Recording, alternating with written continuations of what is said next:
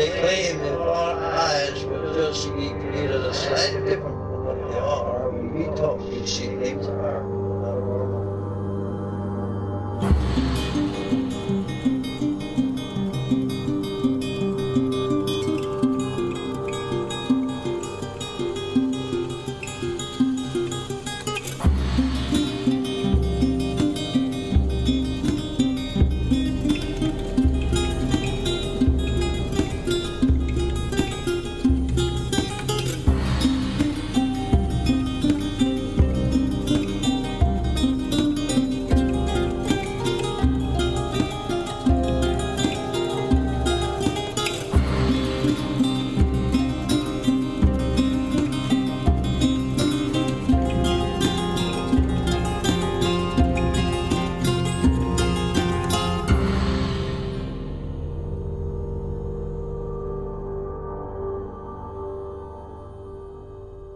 Welcome to Strange Familiars. How are you doing this afternoon, Allison? Yes, the rare daytime recording.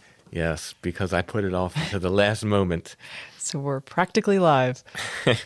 On tonight's show, I'm going to be talking to Dave, who saw a diminutive Flannel Man. Which is kind of out of the ordinary, even by Flannel Man standards, because normally he's sort of a hulking presence that's larger than life.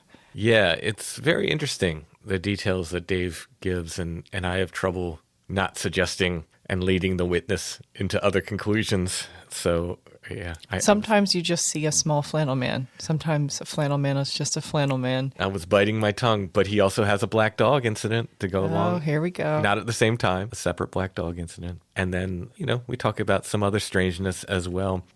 One of the interesting things about Dave's account is he said he didn't really think it was that weird or that big of a deal. He and his wife are Strange Familiars listeners, and he mentioned it offhandedly one day, and his wife says, "What are you need to tell Tim this. You need to tell Tim." He's like, "It's not really a big deal." And she's like, "Yes, it is." Like when my dad forgot to tell you about the lights he saw at the cemetery. Yeah, the orbs in the cemetery. He didn't tell me for months. Yeah, so I think Dave has come around and realized, yeah, this was indeed pretty weird to have a small flannel man walk into my room. So we'll hear his stories. After that, I'm going to talk to Octavion. If you remember a couple episodes back, Octavion and I went to Gazoo's woods and had a very strange day. He went back this past Saturday, and he had set up this gifting area. I left a hagstone and a bell there tied to the tree. He came back, and it was absolutely destroyed. The tree was completely just blown apart, and there's stuff there that we didn't leave. He had started sending me photos from Gazoo's woods on Saturday. I didn't know he was going, or I might have met him out there, but pretty crazy stuff. I wanted to get the update on that, so we'll be hearing from Octavion after we talk to Dave. But let's go ahead and get to Dave's stories.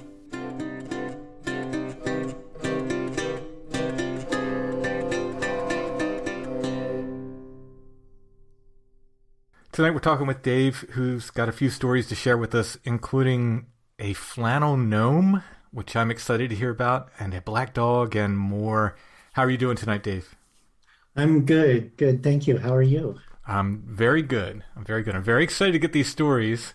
I think your wife kind of convinced you to come on. You didn't think it was such a big deal, a flannel gnome, and I went a little bit crazy when I heard about it. It's like, no, I must have this. Well, I have to make a clarification. I never said gnome. Okay.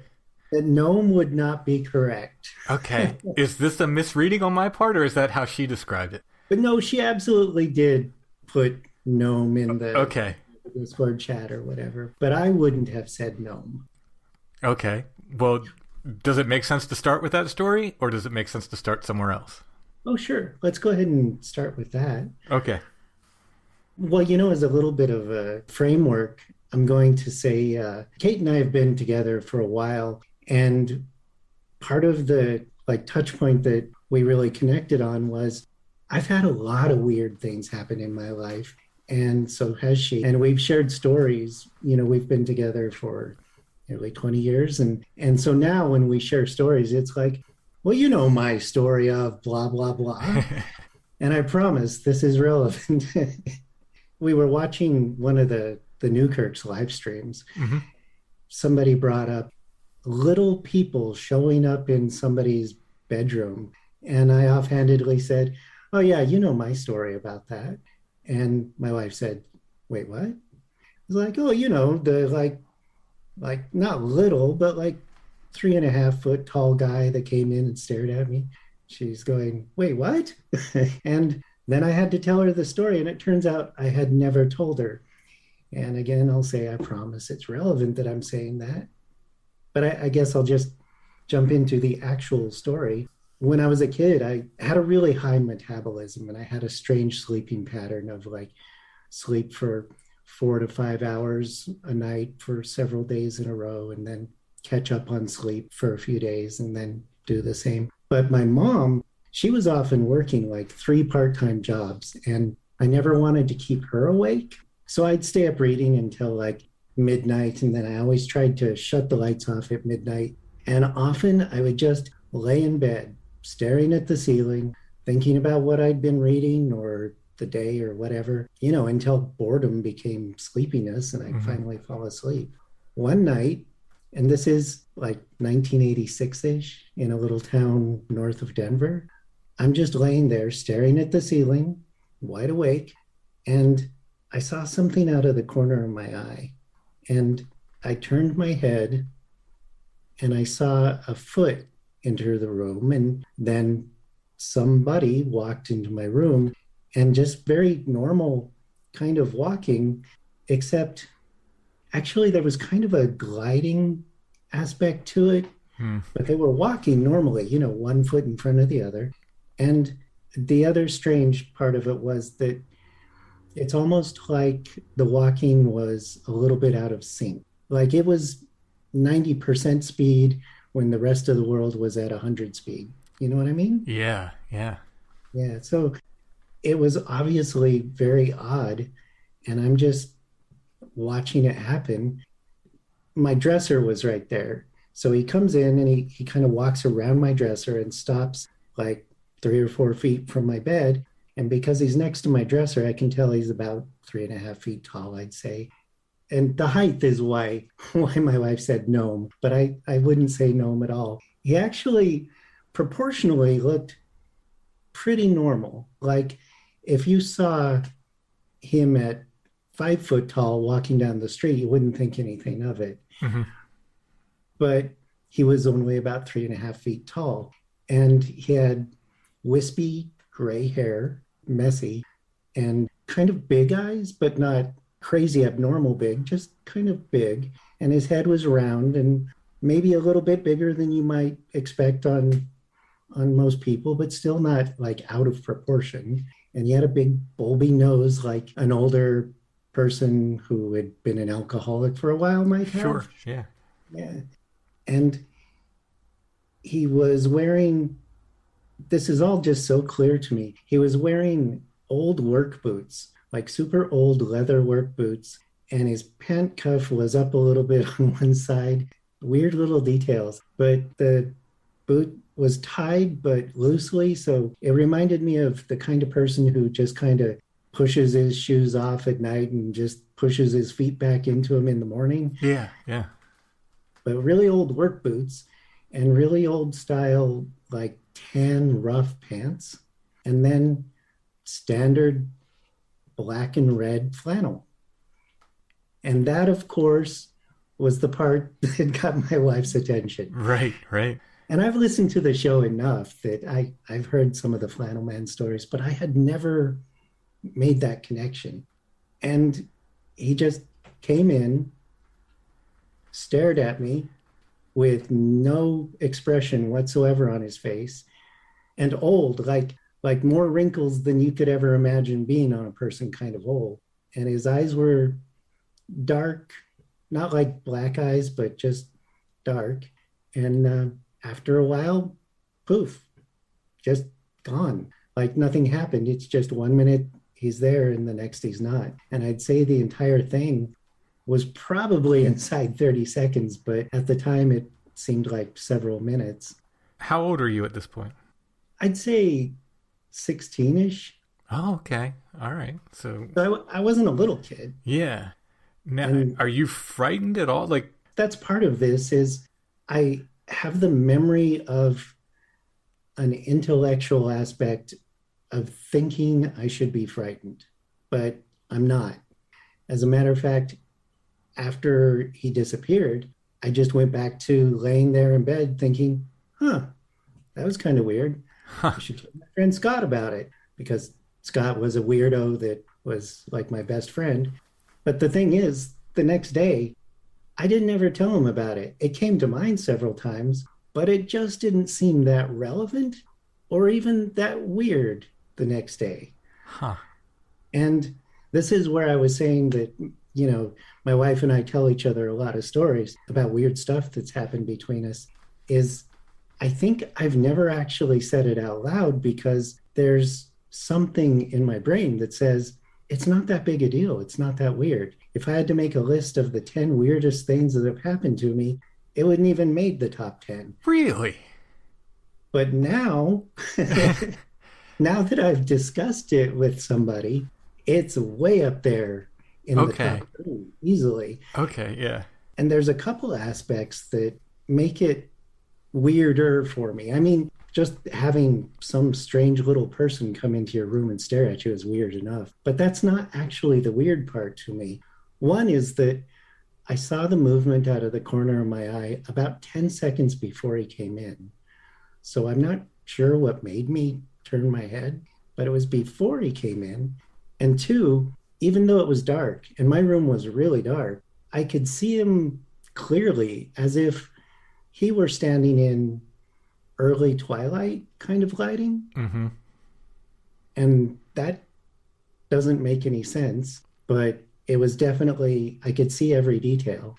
And then the most odd thing about it is that I, for 30 years, more than 30 years, have remembered it in minute detail, and yet never really thought it was strange enough to mention to anybody. Wow. And so I can't help but think that there was a bit of glamour or something going on there. Maybe, yeah. Because it was definitely weird, but I couldn't, later on, remembering it, it just didn't seem weird enough to share. A couple things you said there. On, I think it was the most recent Patron episode, I was talking with my wife about her Flannel Man sighting again, and she mentioned that very similar thing about somehow, even though the room was all dark, being able to see him. Yeah. So that's really, really interesting. And she said the same thing about the black dog she saw in the same room when she was a kid. She said even though it was dark, she could see him. I don't know what that is. So he walked through the door. Was the door open and he just kind of stepped through?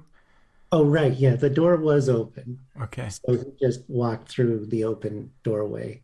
Yeah, but some movement before that caught your attention, before he actually came through. Right. And I also kind of want to say with the lighting thing, it's not as if he was glowing. Mm-hmm. He didn't have like an inner light or anything crazy like that. He just seemed to be in a different lighted environment than I was. Right. And so I had considered, maybe if I could see him so clearly, maybe there was some sort of light that preceded him. But no, that's not really what it was. It's almost as if there was some sort of warning ahead of time that made me turn and look. How far away from you was he when he was staring at you? I'd say about 4 feet away. And are you regarding him, just staring right at him, or are you kind of trying not to look right at him at this time? Again, it didn't seem like that big a deal. So I was staring right at him. And another aspect, I guess, is that he wasn't staring at my face so much. Like, we weren't locking eyes. Mm-hmm. I was definitely staring at his face and general figure, but he seemed to be just staring in my general direction and no expression. Wow. Did you, at this time of your life, or really any time in your life, did you have sleep paralysis? No, I never have. Interesting. Yeah, wouldn't say we could chalk it up to sleep paralysis. Wow. No, I've had some strange sleep things, but never sleep paralysis. I've, like my ex, who I was with for several years, she had a lot of sleep paralysis issues, and she had that, what was it, the old lady? Mm-hmm. Yeah. this kind of thing. And so we looked into it a lot. I've really thought about it, and I can't ever imagine anything that I would think is sleep paralysis for myself. Do the black dogs work into this, or are they a separate thing? Or black dog? I'm not sure if it's dog or dogs. It's actually a separate story. So fast forward a couple of years, and I'm in college, and me and that same ex, actually, we met somebody, and we were walking along the dike bank along the river in our college town. And this person that was with us knew a lot about the plants and stuff. So that was the whole point. We went out there and she could show us like urban foraging. And we walked for long enough that it got to full dark. And the college town I was in, it's kind of out in the middle of nowhere. It's in a high alpine desert in southern Colorado where if you stare at the sky, you can see satellites in the middle of town. It's pretty dark. And we're walking along, and I see this black dog up ahead of us, probably 50 feet away, and it's running towards us. And I would say the same thing that your wife said. Once again, given that it was a black dog and it was really dark out, I could see it pretty clearly. And I'm the kind of person that if a dog's going to come up to me, I'm going to kneel down and just jump into petting the dog. Right. Yeah, me too. Yeah. So I started to do that. I'm like, oh, hey, dog. And I start kneeling down, and I'm in the middle of these two other people. And they saw it too. As I started to kneel down, all of a sudden it started barking. And really all I saw at that point was a lot of teeth. And it was coming right at me. And I jumped backwards, just landing on my back because it was all kind of awkward, and it was gone. And all three of us were stunned. Like, where did the dog go? It was a narrow path. There's nowhere it could have gone. It just was no longer there. Was this full nighttime or twilight? It was full nighttime. Full nighttime at this point. Okay. Huh. And nothing else strange about it that was, like glowing red eyes or anything like that? I wouldn't say, no, the eyes look pretty normal, except for the fact that I could, actually see them in the dark. And my night vision was pretty good as a kid, but that was a bit much. Yeah. Did they see it just disappear, just go poof, or does it? They actually jumped away the same way I did. And it was like in that moment, we were all just so startled that for a second we were just turning around, like trying to figure out where it had gone down the path. And then we realized, no, it's just gone. Wow. Huh. Now, did you continue down that path? We did, because that was the direction we needed to go. And going back the other way didn't seem any better than going forward. So we just continued on and chatted about how strange it was and went on with our evening. Didn't encounter anything terrifying down the path or No. And, our friend, she was like, in olden times, they would have said that was like the harbinger of somebody is going to die that But luckily, that didn't happen. So, good news there. Yeah. Yeah, I was thinking of some of the stories where they say that the black dogs are trying to warn people off the path, and there's something ahead that, they're trying to warn you away from. And who knows, maybe there was. Maybe he held you up just long enough where you missed whatever it was. Maybe there was a cougar hanging out there or something. Yeah, I hadn't considered that. That's an interesting thought. All these years, I didn't know what to make of it, but I'll go ahead and just look back and say, well, okay, thank you, Black Dog.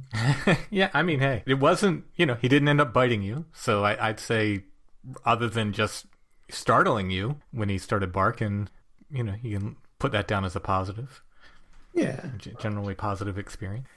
Well, when did these weird experiences happen? You said you had quite a few. When did they start happening for you? Honestly, when I was born. I know that's a bit silly because, who remembers their infancy? But now I have to wonder how much detail I want to get into. But my mom would say that even before I was verbal, I seemed to be looking around at things that other people weren't seeing, kind of like, if you have a cat and it's staring at something for a long time, I would do that. There was also, I would see creatures, and my mom was okay with it. I've met people who, they saw weird things and their parents got them on, antipsychotic drugs and things. Mm-hmm. And they, quote unquote, got over it pretty quickly. Well, I feel really blessed that my mom actually thought it was pretty cool. And we just called them my monsters.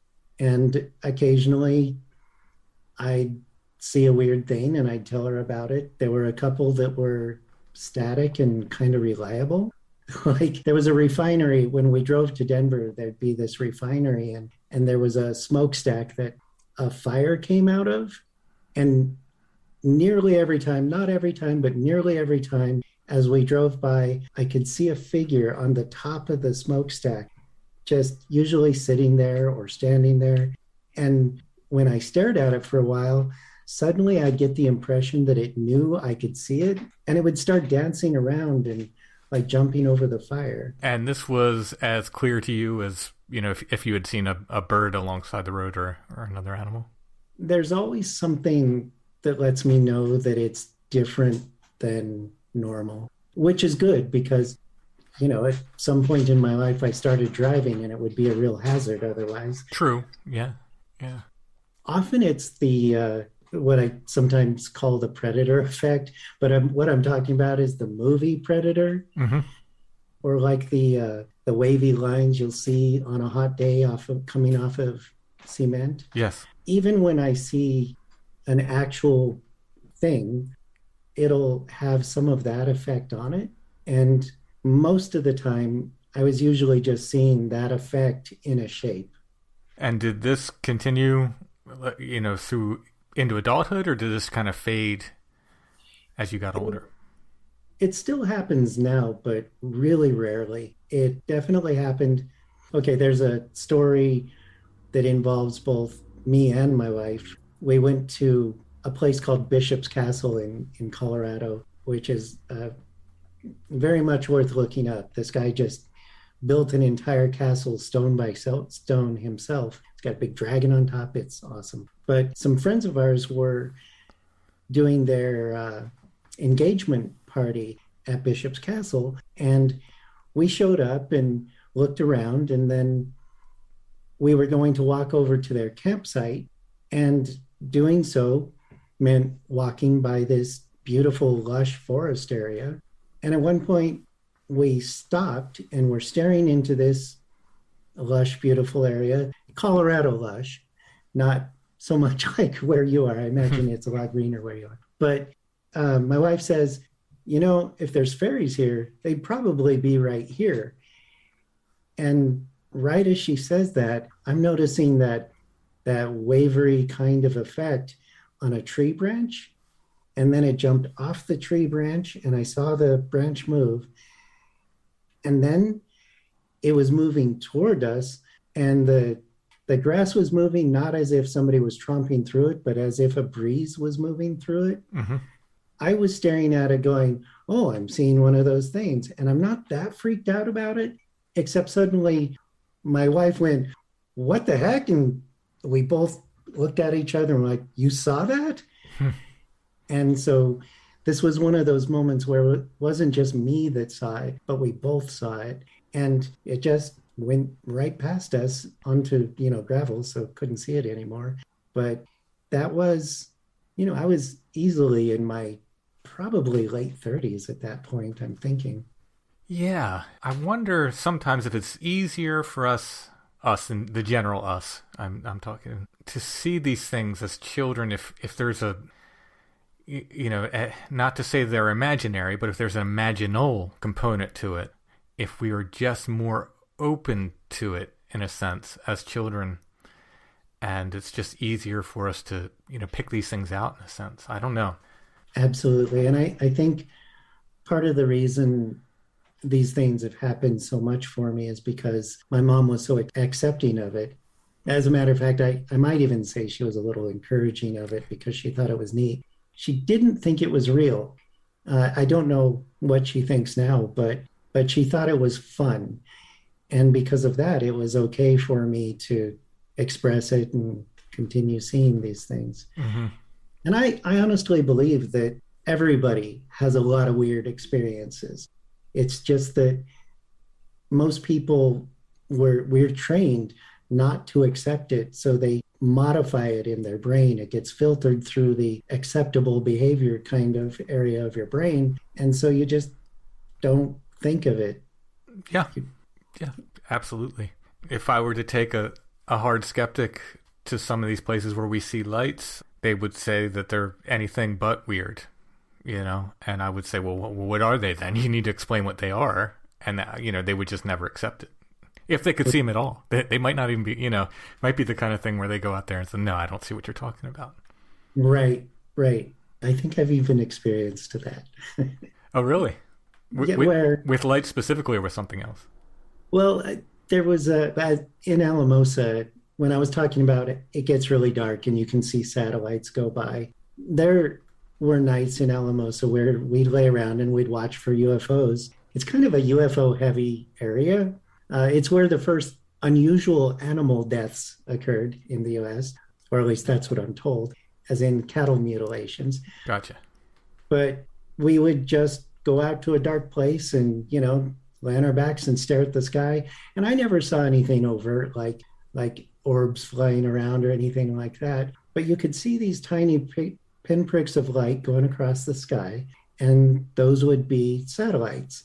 And then you'd see one that would move in ways that a satellite couldn't. Mm-hmm.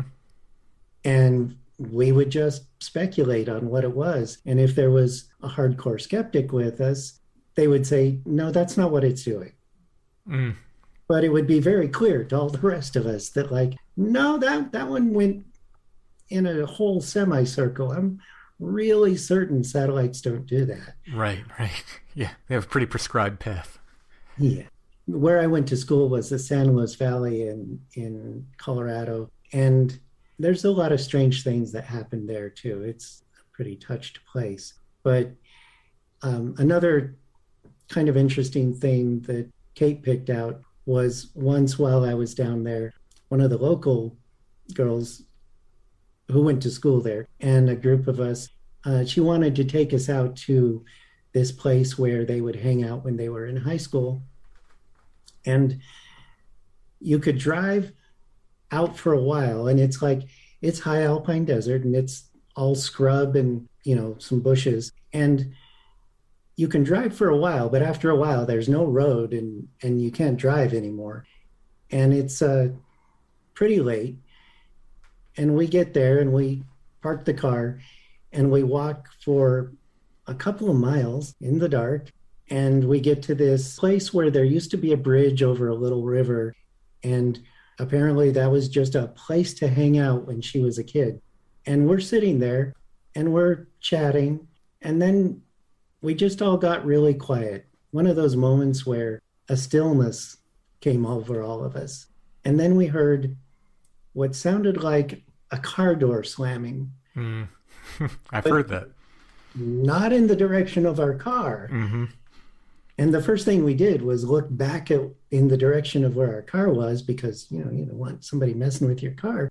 But we all looked at each other. We're like, you heard that too? And we all pointed in the opposite direction across the river into wide open nothingness. There's no way there was a car out there. You couldn't get a car out there. And even if you could, it was so dark that we would have seen headlights or an interior light or something. And we kept hearing the sounds of a loud car door being shut. Oh, you heard it more than once? Probably 7 or 8 times. Oh, wow. And one person thought that they were muffled little explosions, but I thought that was a bit much. To me, it sounded like a car door shutting. Yeah. See, I've heard it twice. Both times I was in a gorge where you just couldn't get a car in there. You just, no way. One time I was by the river and I did look to actually see if there was a boat. I thought maybe that this boat has a door that's like a car door or something, and it's on the river. But I looked all up and down the river. There was nothing on the river at that point. There was nothing beside us. So, and the other time we were just in this gorge. There was no way. There's no way anybody could get a car in there. Yeah, I've definitely heard that. That's one of the ones that John Keel would talk about, the car door slamming sound. That and baby crying, he said, were the two most frequently reported anomalous sounds. Baby crying, that's a crazy one. If I ever hear that, I always attribute it to like coyotes, because they make some crazy noises, and often they can do like baby crying kind of noises. But sometimes it really sounds like a baby.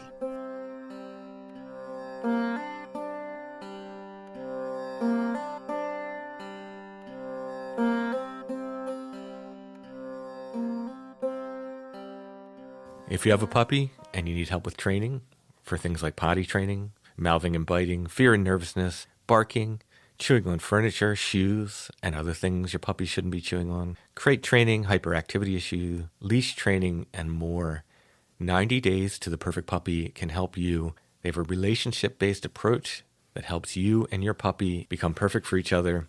They can teach you what to do and also what not to do.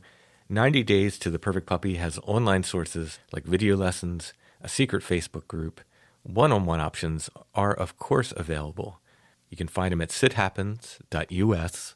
Look for the 90 Days to the Perfect Puppy link at the top of the page. Let 90 Days to the Perfect Puppy help you understand how your dog thinks and apply proactive training methods so you and your puppy can become perfect for each other. Once again, you can find 90 Days to the Perfect Puppy at sithappens.us. Look for the 90 Days to the Perfect Puppy link at the top of the page.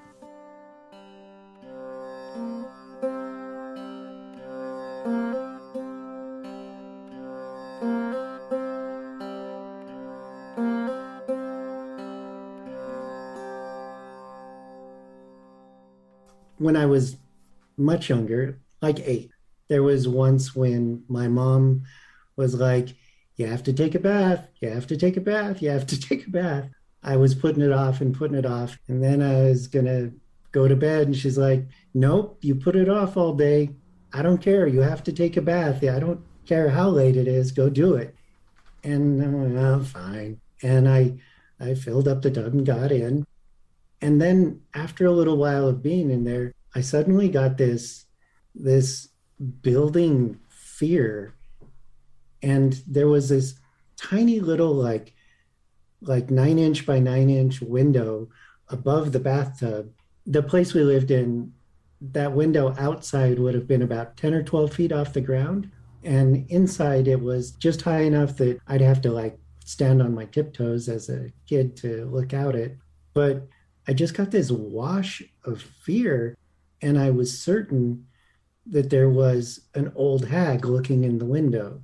And this is kind of a silly story because honestly, I never saw anything, but I was certain she was there. And then after 10 minutes of feeling like I was a prisoner in this tub with the water getting super cold, and I couldn't like get out of the tub or turn the hot water on to warm up, when my mom banged on the door going, "Are you still in there?"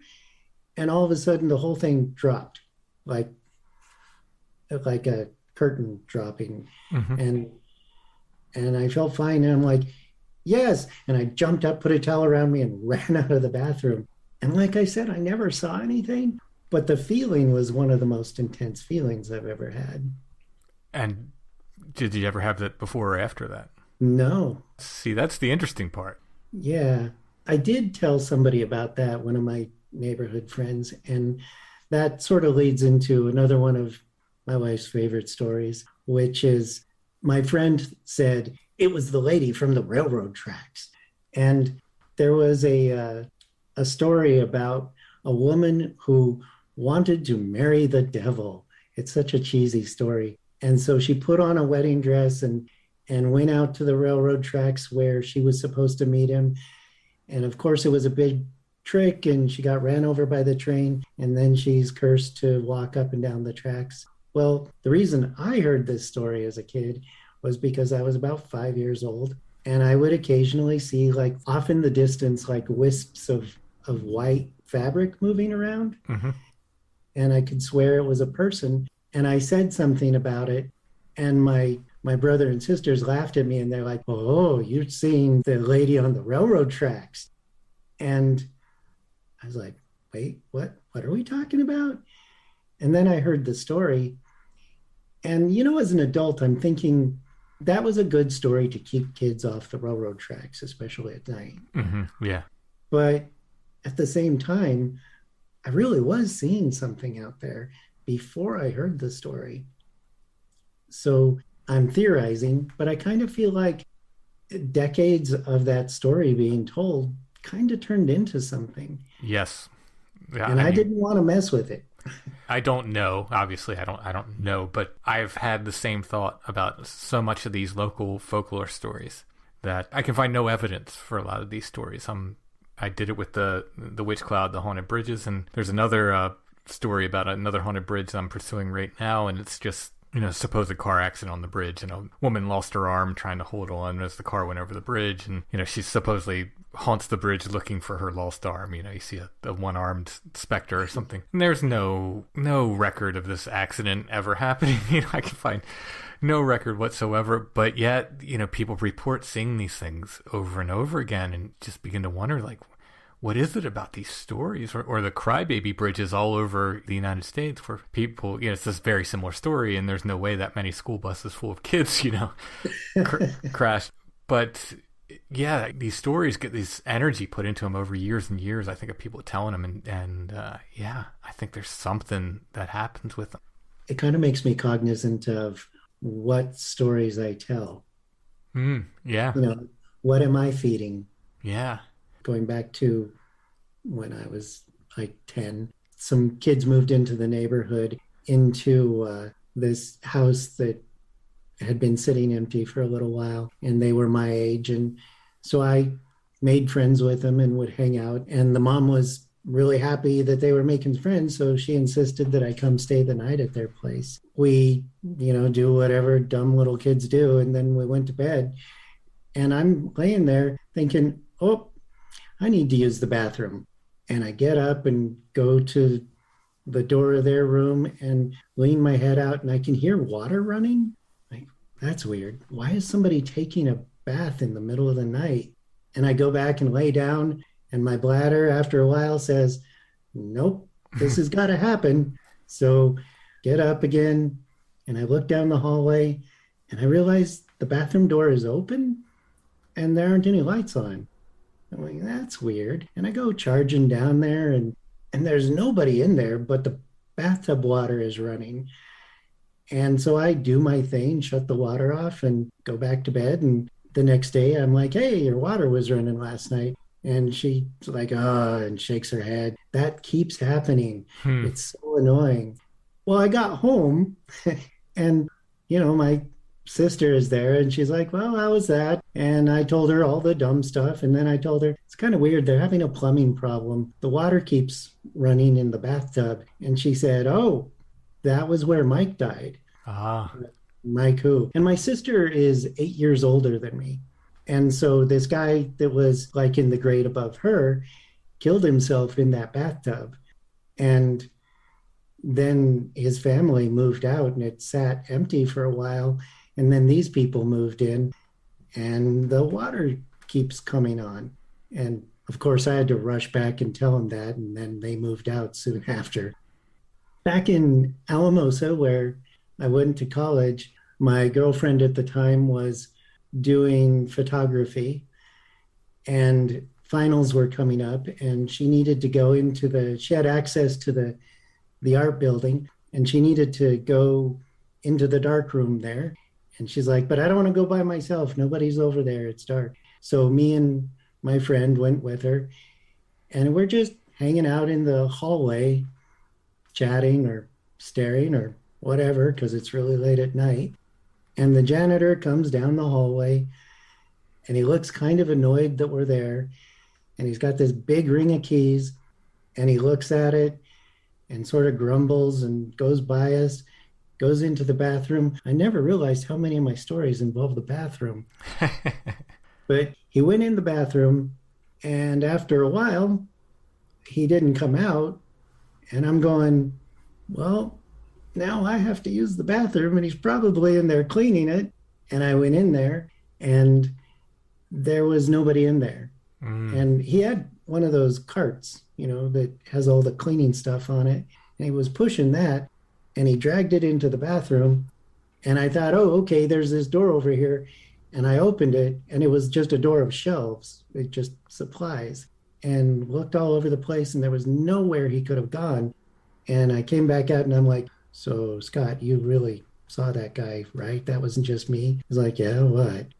And the next day, I tell somebody about it, and they said, you saw the janitor. And apparently it's a thing on that campus where there was a janitor that just worked there until he died, and people would occasionally still see him. Huh. Which is kind of sad in a way. I mean, I don't want to keep working my job long after I die. That sucks. Yeah, right. Well, maybe it's just a residual thing. Maybe you're just seeing a replay in a sense. Right. Like an echo or something. Yeah. So, I mean, we kind of already answered this when we talked about it before, but for people who have no experiences and they listen to someone who's had, quite a few, why? Why do you think that is? Like, why me in particular, or why? Yeah. Why you? Since we're talking about your stories. I kind of touched on why not them, because I believe they do have these things, right? Well, to a degree, some people more than others. I also was medicated as an infant for some seizures, but they weren't really seizures. They were me doing that, like spacing out and being kind of unresponsive. And my mom decided that after just a little while of giving her infant child medication, she's like, this is not right, and just stopped and just paid attention to where my eyes are going and said, okay, he's seeing something that the rest of us aren't. That's fine. She grew up in the mountains out in the middle of nowhere, and she kind of had that crazy old mountain people attitude about it. And I think the fact that she was so open to the weirdness, that it was fine for me to have the weirdness. So I was open to it myself. And I think the more open to it you are, the more it's attracted to you. Yeah, I would tend to agree. We've called it the Ring of Sauron. You put it on, and the big eye of the other turns and looks at you like, oh, okay, I see you. Right. Yeah, and it's that makes it sound like a negative thing. It's not always negative. I would say the percentage of negative and positive is probably the same percentage in you dealing with humanity. It's a good mix of both. Exactly that. I generally think the same. I think if you close yourself to it and you just say, oh, it's all nonsense, it can break through sometimes, and those tend to be, I think, the people that are, get the really, really harrowing things because they're just no way, no how, ready for it. Right. But most of the time, I think when people just close down and say, no, that's all nonsense, well, you're not going to get it. And then there's people who are open to it, who want to experience things and don't. And to them, I say, just keep at it, put yourself in the places that this stuff occurs, and eventually something's going to happen. But even those people, like Josh had told me, like, well, I never really had anything happen. Then he started telling me these other stories of, like, him going to haunted places and all these things happen. I was like, well, wait a minute, you did have things happen. You did have things happen. You're just, you're discounting them for one reason or another. Right. I think that's so common. I've talked to people at various times throughout my life where exactly that happens over and over again. No, nothing weird. And then it just starts coming out. Yeah. And the gateway is usually if you ask people if they have a ghost story. And ghost stories, for some reason, are a little bit easier for people to handle. And then the high strange stuff starts coming out after that. Yeah. Did you ever get any other, these, we call them these nighttime invaders, like the short fellow, we won't call him a gnome anymore, the short fellow in the flannel shirt. Did you ever get any other nighttime invaders like that? Actually, I was thinking maybe there were some possibilities, but I just got kind of thrown off by something.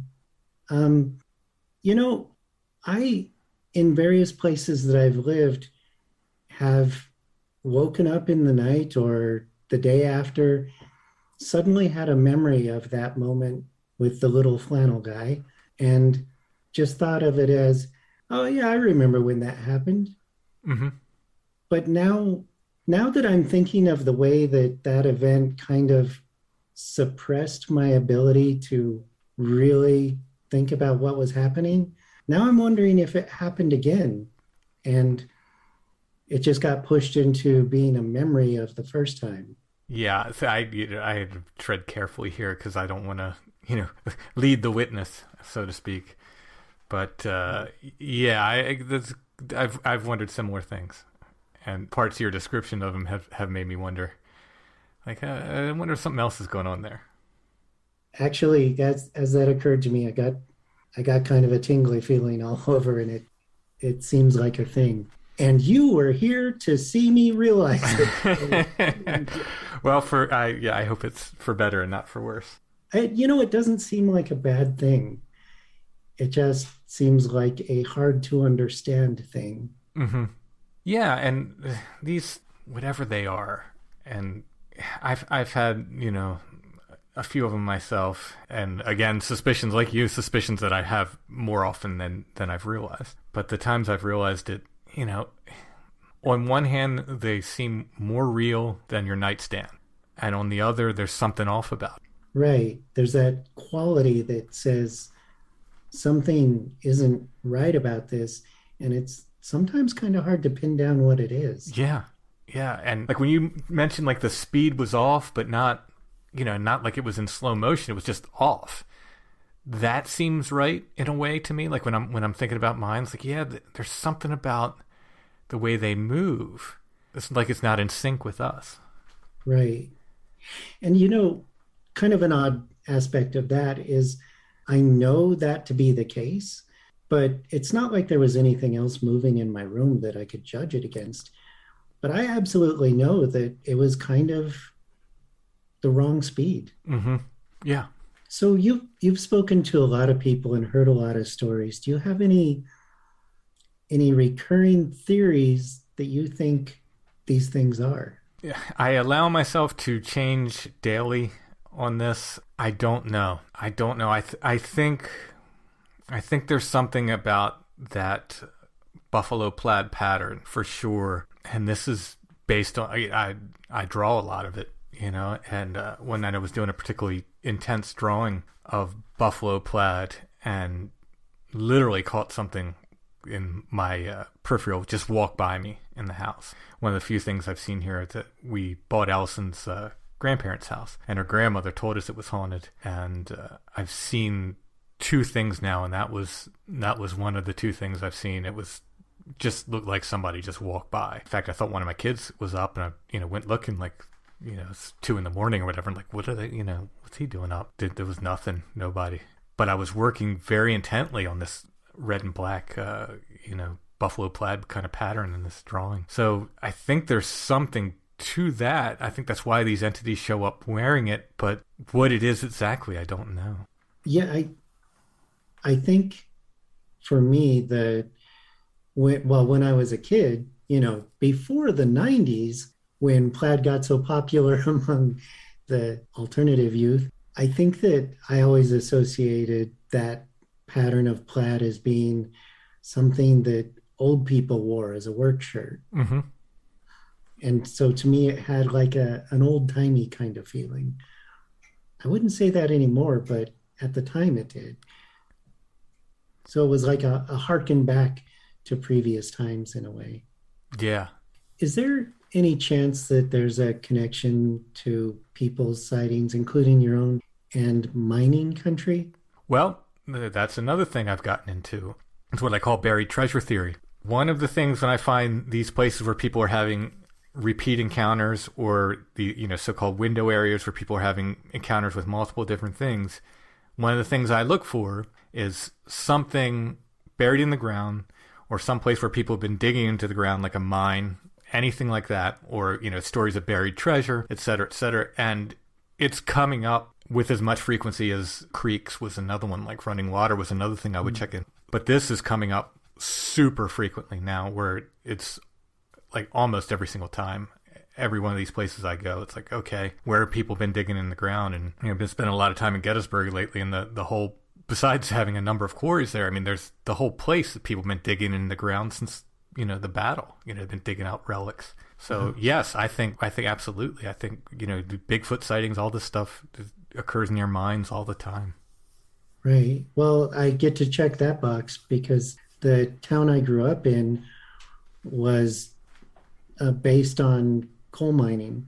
And as a matter of fact, they built the town on top of the mines. And at one point, the middle school that I went to started sinking. And so they filled up the mines with tons of water to, give them a bit more permanence. But then they started pulling the water out to use it, and things started sinking again. But yeah, there were coal mines crisscrossed all over the place there. Yeah, I wouldn't be surprised if there was a ton of activity around that. There's something about digging into the ground. And of course, if you go back into folklore, what lived underground, fairies lived in the ground, the dead lived in the ground, et cetera, et cetera. So many things were attributed to that. Yeah, for my money, that's a big factor. Dave, thank you so much for sharing your stories. Who can say, but I have a feeling that you will see more as these things go, and hopefully it's all positive. And if you have more stories, you know where we are. Come back and tell us more. Okay, thank you. Have a great night. You as well.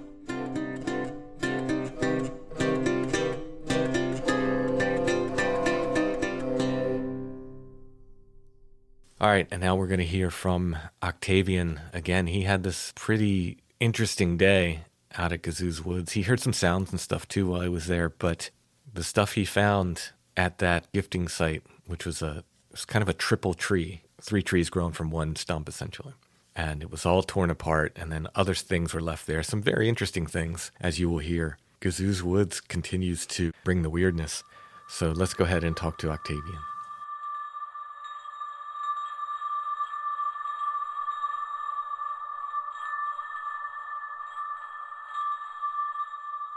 I want to welcome Octavion back to Strange Familiars so soon after our last talk. How are you doing, Octavion? I'm doing great. How are you, Tim? I'm doing good. So you went back out to Gazoo's woods. Was it the following week, or was there a weekend in between? I lost track. There was a weekend in between because I ended up going to Pennsylvania to the Poconos like right after our day together. That's right. Yeah. So I don't know what your whole day was, but I know you sent me some pictures that were pretty stunning of some things you found there. While it's fresh in your head, and while hopefully the story is fresh in everyone's head, I want to go over what you found. So did you go to the quote-unquote gifting area first, or did you go somewhere else when you first got there? Oh, no, I parked my car and I walked all the way up to with the gifting area where you had seen something up there. Okay, yeah, so for people who listen, that's where I saw the thing that was like, I don't know, it was like some kind of giant bird thing flying through the woods, but it wasn't a bird. I mean, all these things I'm trying to avoid saying. Yeah. Saying what I think I saw, I guess. Because I'm not fully sure. It was, what I saw was fast and moved in a gliding motion and was very big and very wide. So you had kind of established this tree that was going to be your gifting area, and I said, hey, do you mind if I leave something here? And I left a hagstone, and I tied a little bell to a branch. So what did you find when you went back? So when I went back, I was because I had the original tree marked on my Google Maps. That way I would know pretty much exactly where it was. Yeah, you had it on your pin dropped in your GPS, so you could basically walk to it. Yeah, exactly. Yeah. Like the coordinates for it. Mm-hmm.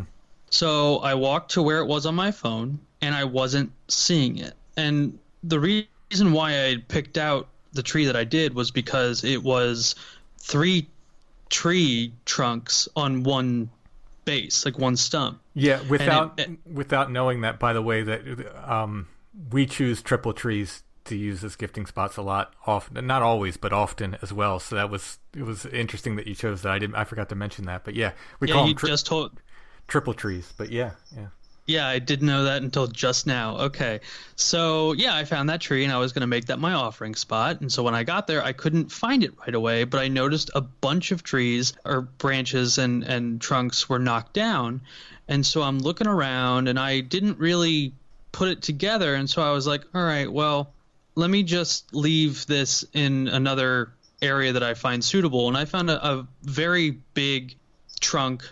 Well, two trunks that had, like, one trunk that I guess split into two, or I think it was actually three, but it was like a triple tree that was very, very thick. It was like a full adult tree. Mm-hmm. And so when I looked back, I noticed there was a triple tree with one tree completely arched over. Like, it was standing up at some point, and then it had been bent and then hooked onto another tree way off behind it, and then the middle trunk, we'll call it, was completely gone. Like, it had been completely torn off the tree, and the one that was standing up and seemingly untouched had a string wrapped around it. Yeah, I'm at home and I just start getting texts from Octavion. He's like,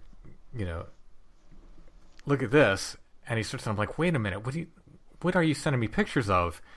And then you explain the situation to me. So the previous tree, which was not a small tree, it's just smaller than the new one you found. Yeah. This wasn't a sapling.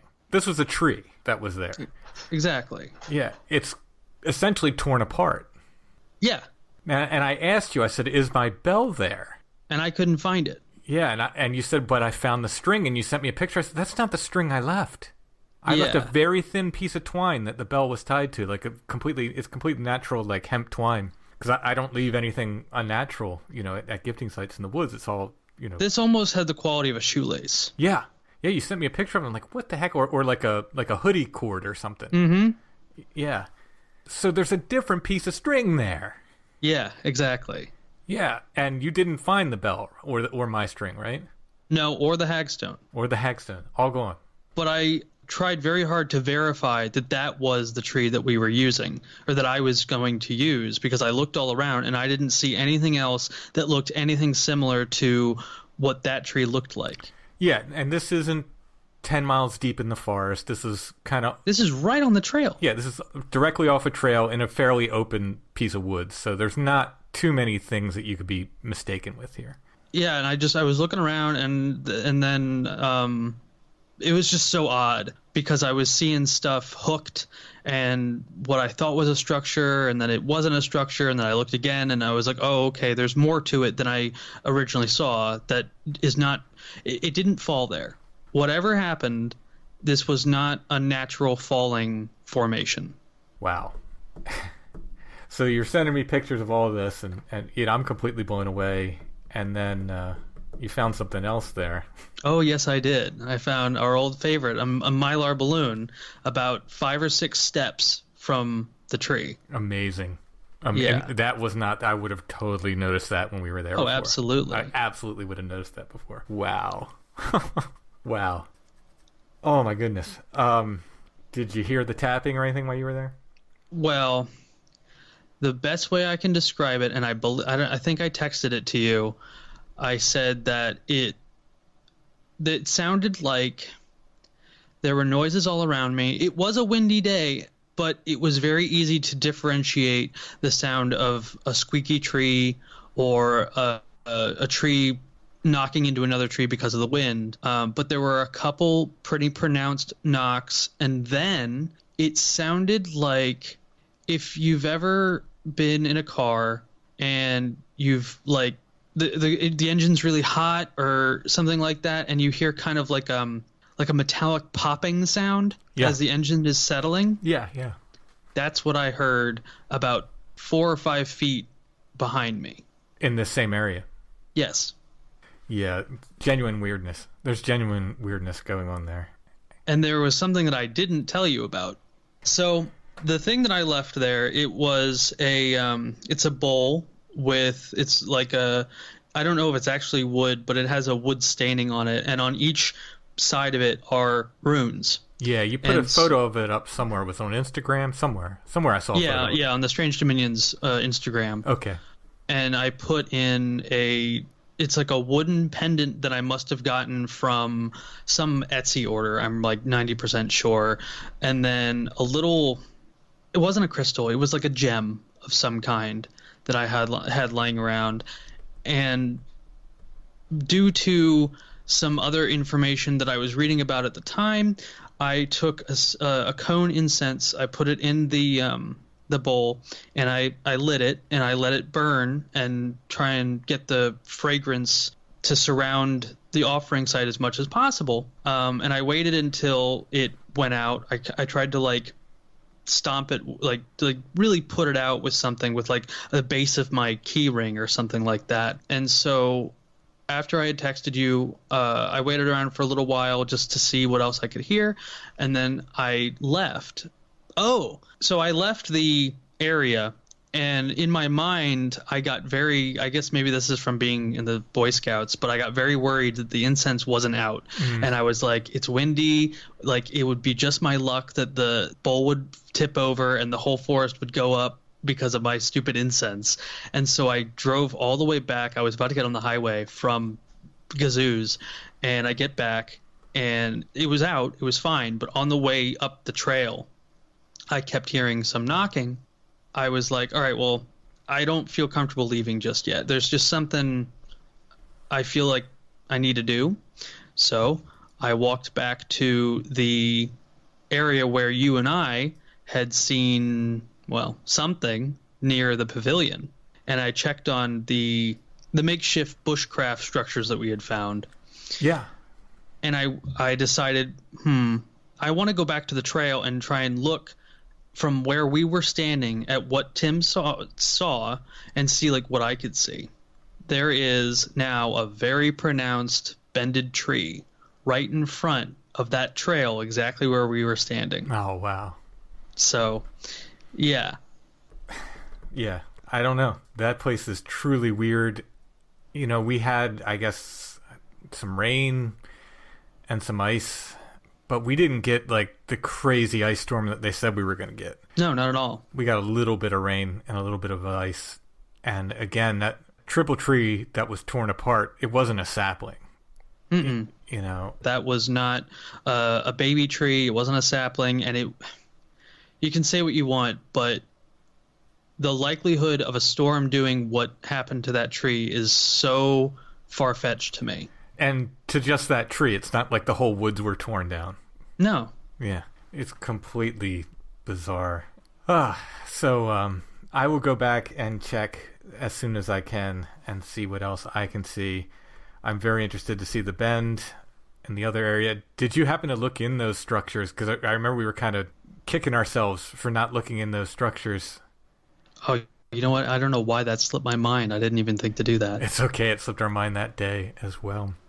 Yeah, there's I will say that there is a weird fog that like kind of came over me when I was in that specific area.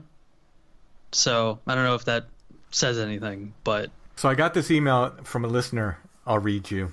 The subject is Gazoo's Woods Tapping. This is from a listener named Kim, who says, Mr. Renner, I have misophonia. Basically, oral noises immediately ignite my flight or fight response. I have no control over this, and I've walked out of restaurants due to this strange malady. When you played the clips of the tapping, I cringed, and my body tensed. My hands curled into fists. It's my brain's opinion that this tapping is an oral and vocal sound. There are Aboriginal languages that involve clicks and the like. Just a thought I wanted to pass on to you. Again, it's just my brain's interpretations of the sounds.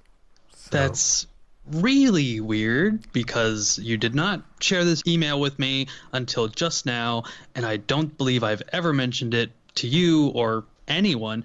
My girlfriend suffers from misophonia as well. Whoa. Wow. And it mostly comes up when she's near me when I'm eating cereal. But she cannot be in the room with me. Her mood changes.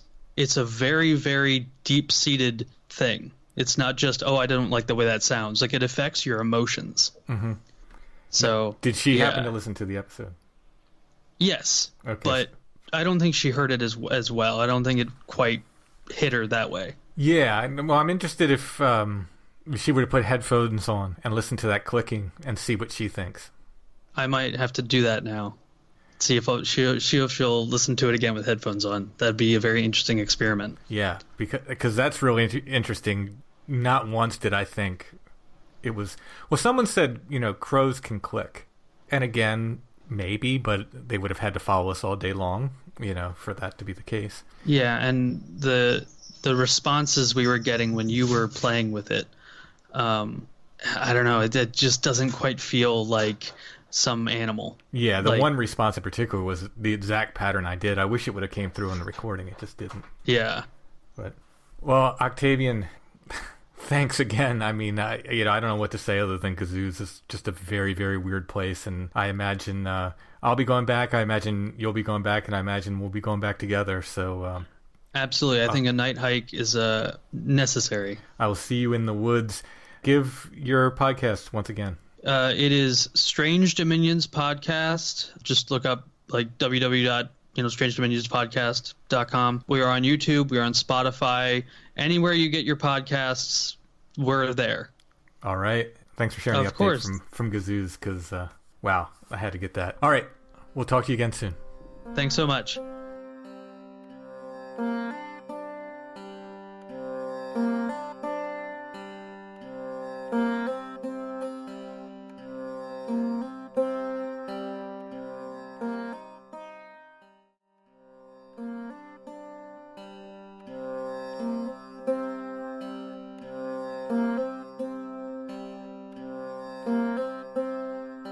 Before we get to our curiosity of the week, I want to thank Jason W. for the PayPal donation. Thank you so much, Jason. That is a huge help. If you want to make a PayPal donation to help Strange Familiars, every bit helps. There's a PayPal link in the show notes at strangefamiliars.com. Look for the paypal.me link. You can click on that and make a one-time donation. The other way to help is to become a patron at Patreon, patreon.com/strangefamiliars. There's many different tiers of support there, but every tier gets extra shows of Strange Familiars. We've been doing 2 shows for our patrons every month. We have over, I think, 85 of them now. Exclusive patron shows right now. You get those as soon as you sign up, and then we're adding 2 more every month. It's a great way to help the show. It's patreon.com/strangefamiliars. And of course, we want to thank all of our patrons for their help, because without our patrons, we could not make Strange Familiars. This here newspaper's named after you, Allison. What's that? The Pennsylvania Dutchman. The Pennsylvania Dutch Lady. This is a fantastic publication. The Pennsylvania Dutchman. This is dated from August 18th, 1949, so a couple of years before you were born. Yeah, a few.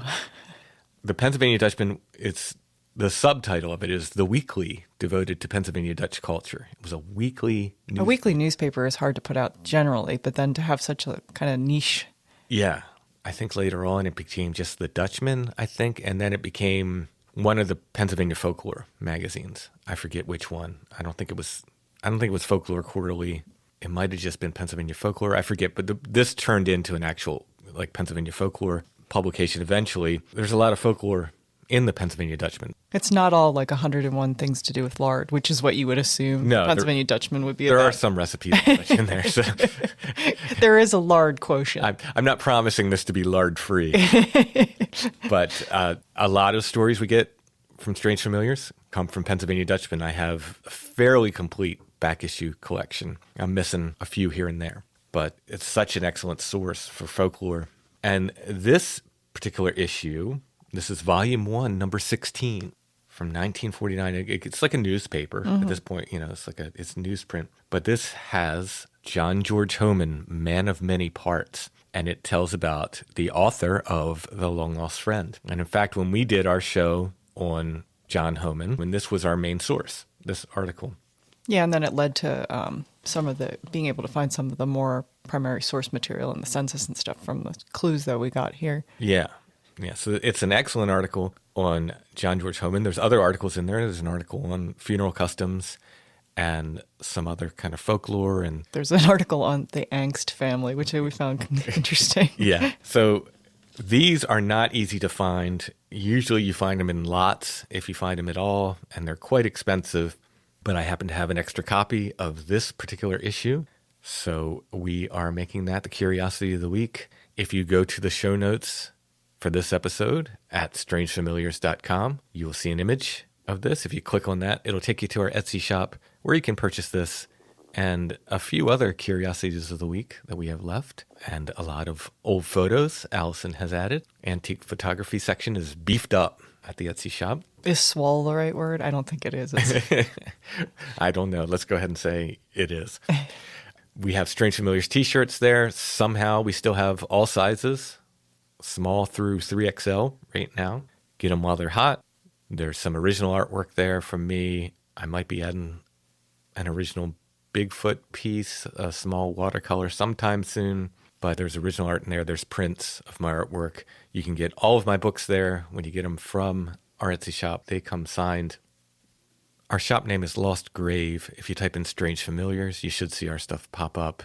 The mugs are sold out, so if you didn't get one, I'm sorry. We'll see about doing some in the future. But the initial run is sold out for now. The Strange Familiars long sleeve tour shirts, I put the design, there might be one more small little tweak we do to the design, but it's basically done, the design. And if you're a Strange Familiars patron, you got to see the design so far because I put it up in the Strange Familiars Discord. So we will be taking pre-orders for those very soon. I will announce it again on the show. You will have time to pre-order. We will keep pre-orders open for a week or two anyway. So we will definitely announce it. You will know about it. It will be at strangefamiliars.com probably where you pre-order, because I don't think we can do pre-orders on Etsy. Super excited about the design. Long sleeve shirt. People often ask about the quote at the beginning of the episode. It's got the quote on it down the left sleeve. The right sleeve says Strange Familiars. The back is the tour shirt with all the locations of the Strange Familiars High Strangeness tour. So it's got Toad Road and Gazoo's Woods and Harry Springs and Pandemonium and all those places that we love to go. Site 7, of course, is on there. Bigfoot illustration on the back as well. Bigfoot in the graveyard and a new take on the awoken tree. Now, on the front, it has an owl. So I'm super excited about this shirt. We will begin pre-orders very soon. Keep an eye on strangefamiliars.com. Again, I'll announce it on the show, so you will have time to pre-order it. We will be doing long sleeve t-shirts and hoodies as well, same design. The owl in the front will be moved to the breast area of the hoodie, of the zipper hoodie. So there will be hoodie options and there will be long sleeve t-shirt options for this new design. Again, we will have, some of these on hand, but the best way to make sure you get your size and to make sure you get one is to pre-order it. While you're on Etsy, make sure to check out Chad's shop. It's Ruck Rabbit Outdoors. I know he added a bunch of new stuff recently. And check out our friends at Karmic Garden. They're always adding new stuff. I am on Monster Fuzz. I believe I'll be on Friday's show, the Mini Fuzz. I just came on towards the end and told a short story that has nothing to do with the paranormal. But they mentioned Bethlehem, Pennsylvania at some point. I said, I have a Bethlehem, Pennsylvania story. So I came on and told a story from my music touring days to the Fuzz Lords. So if you want to check that out, I think, like I said, I think that'll be on this week's Mini Fuzz, Monster Fuzz podcast. Allison, where are you appearing this week? Probably somewhere between the kitchen and the living room. Will you have a blanket wrapped around you? I have one wrapped around me now, and I don't plan on taking that off till it's usually like about a mid-April kind of thing. All right, that's it for this week. We will be back soon with more Strange Familiars.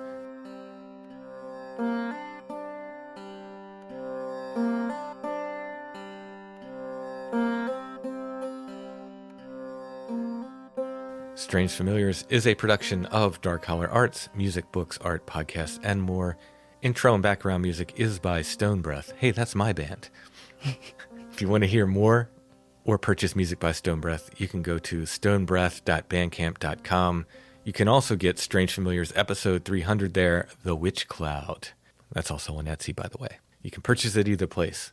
Strange Familiars is on Facebook, facebook.com/Strange Familiars, where you can join the Strange Familiars gathering group. We are on Instagram @Strange Familiars, one word, and you can always find us on the web at www.strangefamiliars.com.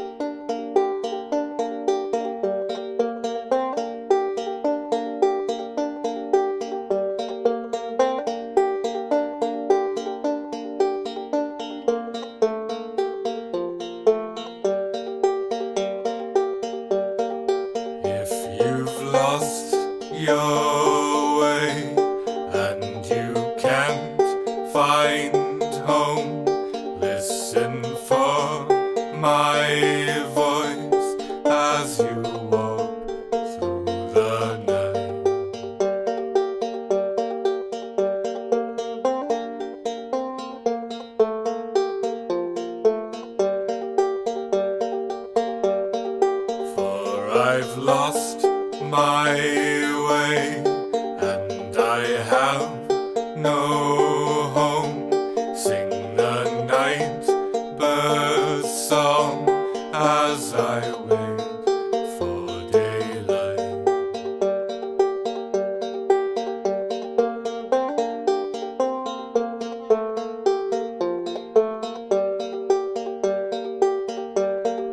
Hear my banjo ring, and this song I sing is my offering, and it's all I can give.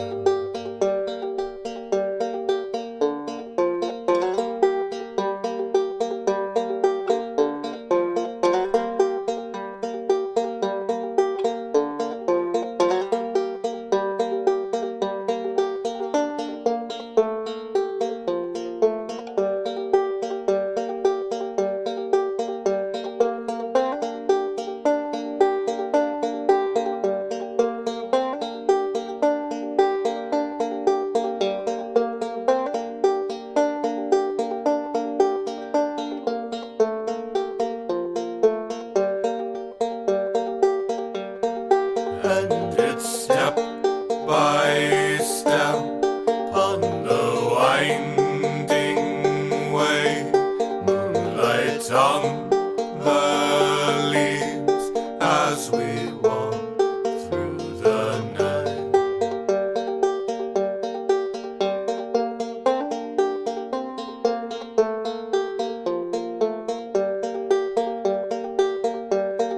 For we've lost our way, and we have no home. Sing the night